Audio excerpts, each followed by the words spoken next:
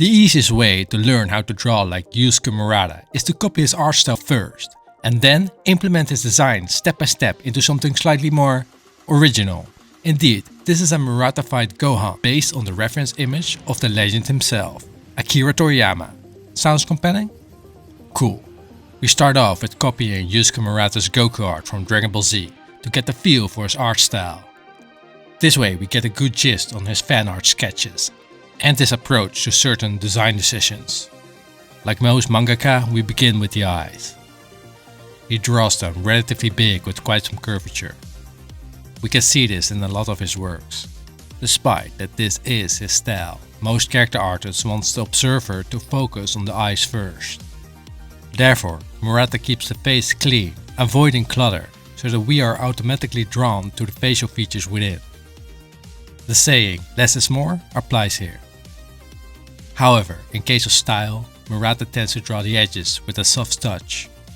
It's a bit of an interplay with the pressure and thickness of the ink pen, but I will get to that in a bit. Murata also tends to fade out his lines to add dimension in his works.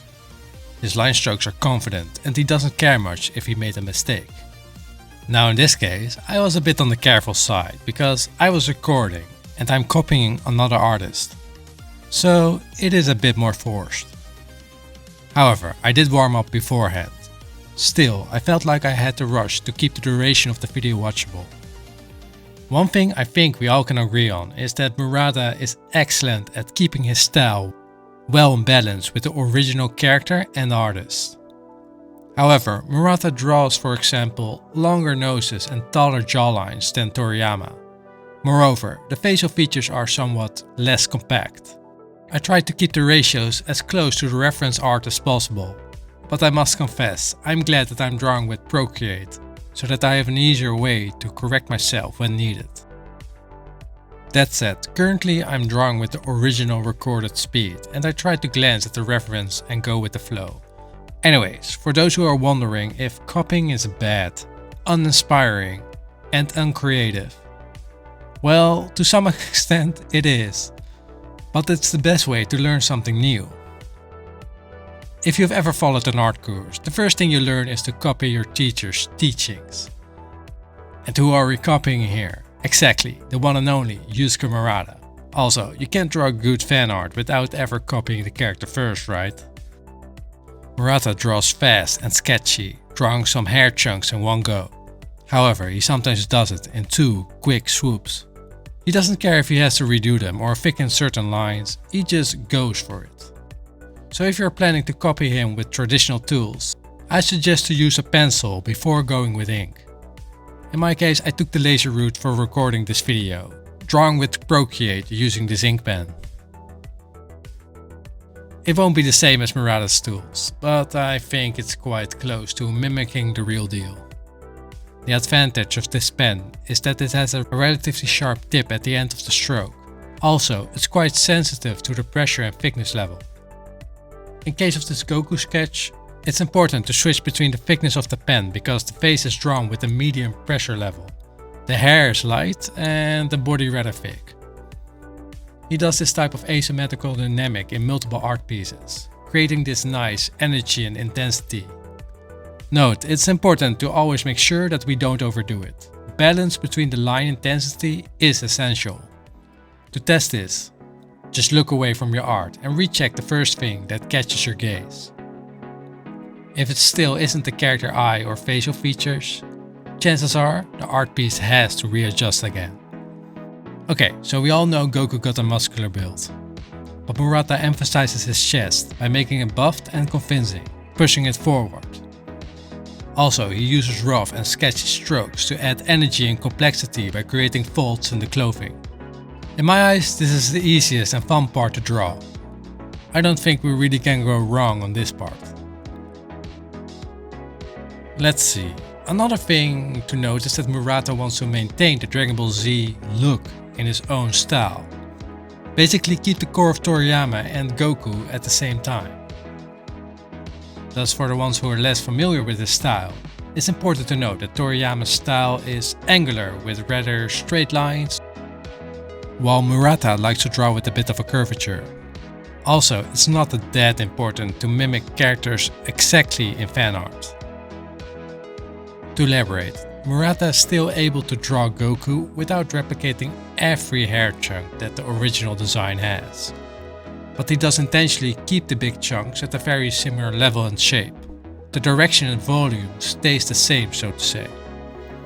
Now, I can't stress enough that the hair will be tough in the beginning.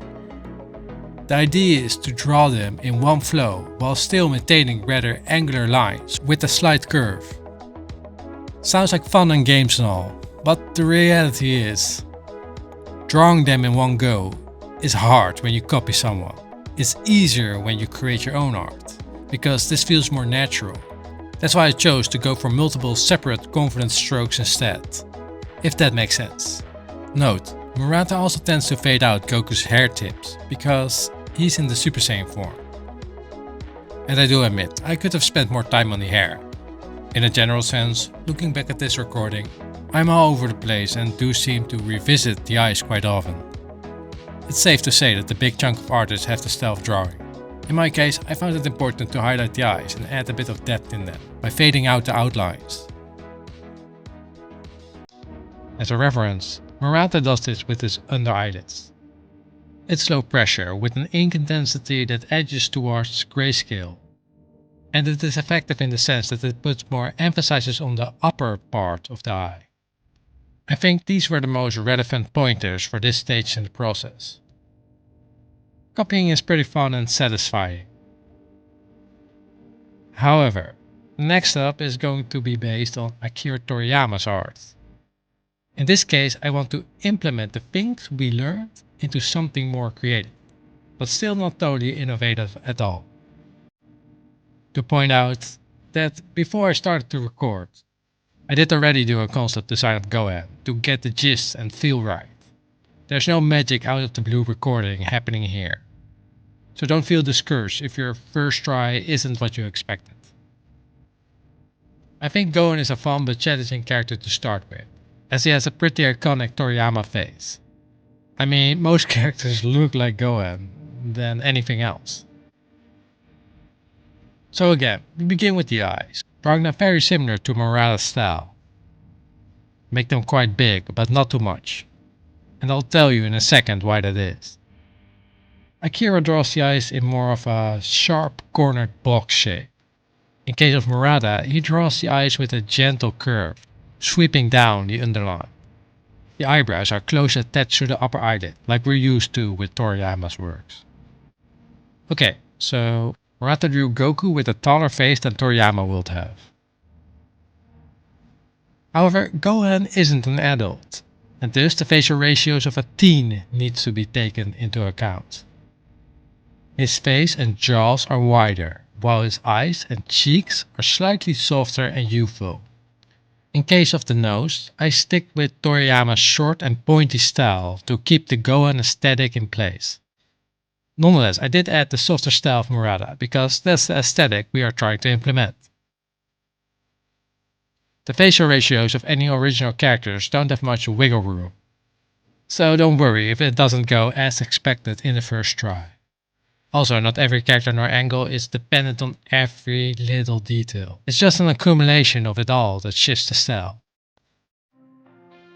Naturally, I do advise that when drawing from a reference, to not deviate a lot. Only the things you think you could add and get away with.